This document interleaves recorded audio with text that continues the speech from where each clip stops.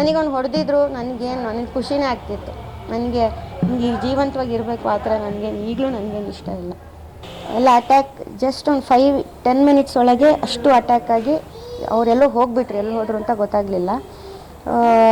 So ನಾವು ಈಗ ಅಂದರೆ ಅಟ್ಲೀಸ್ಟ್ ಈ ವಿಚಾರ ತಿಳಿಸ್ಬೇಕಲ್ಲ, ಅದಕ್ಕಾದ್ರೂ ಫೋನಿಗೆ ಅಂತೆಲ್ಲ ಹೇಳಿ ಇದು ಮಾಡ್ತಿದ್ವಿ. ನೆಟ್ವರ್ಕ್ ಇರಲಿಲ್ಲ ಅಲ್ಲಿ, ಯಾರೂ ಇರಲಿಲ್ಲ. ಆಲ್ಮೋಸ್ಟ್ ಒಂದು 3/4 ಗಂಟೆಯಿಂದ 1 ಅವರು ನೀವು ಅದೇ ಕ್ಲಿಪ್ಪಿಂಗ್ಸಲ್ಲಿ ನೋಡಿರ್ಬೋದು. ಅದೇ ನ್ಯೂಲಿ ಮ್ಯಾರಿಡ್ ಕಪಲ್ಲು, ಆಮೇಲೆ ಇನ್ನೊಬ್ಬರು ತಾಯಿ ಮಗ, ಒಂದು 4ನೇ ಕ್ಲಾಸಿನ ಹುಡುಗ, ಮತ್ತು ನಾವು ಎಲ್ಲರೂ ಹೆಲ್ಪಿಗೋಸ್ಕರ ಇದು ಮಾಡ್ತಾಯಿದ್ರು. ಇನ್ನೊಬ್ಬರು ಲೇಡಿ ಅಳ್ತಾ ಇರ್ತಾರೆ, ನಮ್ಮ ಮನೆಯವರಿಗೆ ಉಳಿಸಿ ಅಂತೇಳಿ. ಇನ್ನೊಬ್ಬ ಚಿಕ್ಕ ಹುಡುಗ ಇದು ಮಾಡ್ತಿರ್ತಾನೆ. ಸೊ ಆ ಟೈಮಲ್ಲಿ ಒಂದು 3/4 ಗಂಟೆ ಯಾರೂ ಅಲ್ಲಿ ಬರಲೂ ಇಲ್ಲ. ಆಮೇಲೆ ಇಬ್ಬರು ಲೋಕಲೈಟ್ಸು, ಅವರು ಲೋಕಲ್ನವರು ಅಂತ ಹೇಳಿದರು. ಅವ್ರು ಬಂದರು. ನಾನು ಒಬ್ಬರ ಹತ್ರ ಮೊಬೈಲ್ ಕೇಳಿದೆ, ಹಿಂಗೆ ವಿಚಾರ ಆಗಿದೆ ಅಂತ ತಿಳ್ಸೋಕ್ಕೆ ಅಂತ. ಬಟ್ ನಂಗೆ ಆವಾಗಲೂ ನೆಟ್ವರ್ಕ್ ಸಿಗಲಿಲ್ಲ, ಕನೆಕ್ಟ್ ಆಗಲಿಲ್ಲ. ಆ್ಯಕ್ಚುಲಿ ನಂಗಲ್ಲಿ ನಮ್ಮ ಮನೆಯವ್ರನ್ನೇ ಬಿಟ್ಟು ಬರಬಾರ್ದು ಅಂತ ನಾನು ನನ್ನ ಮಗ ಅಲ್ಲೇ ಕೂತಿದ್ವಿ.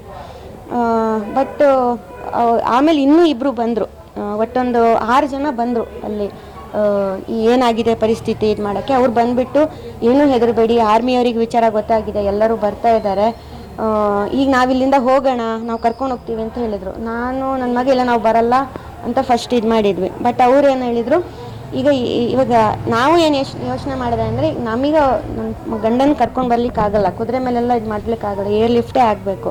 ಅಟ್ಲೀಸ್ಟ್ ವಿಚಾರರೂ ತಿಳಿಸ್ಬೇಕಲ್ಲ ಹೀಗಾಗಿದೆ ಅಂತೇಳಿ. ಹಾಗಾಗಿ ನಾವು ಕೆಳಗೆ ಬರಲೇಬೇಕು.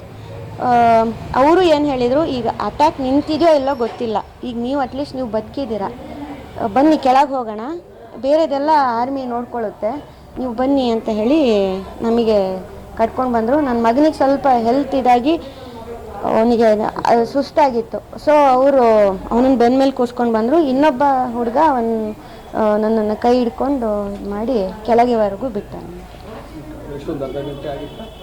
ಅರ್ಧ 3/4 ಗಂಟೆ ಸರ್. ಅದೊಂದು 3-4 ಕಿಲೋಮೀಟ್ರ್ ದಾರಿ, ಅದು ಬರೋದೇ ತುಂಬ ಕಷ್ಟ.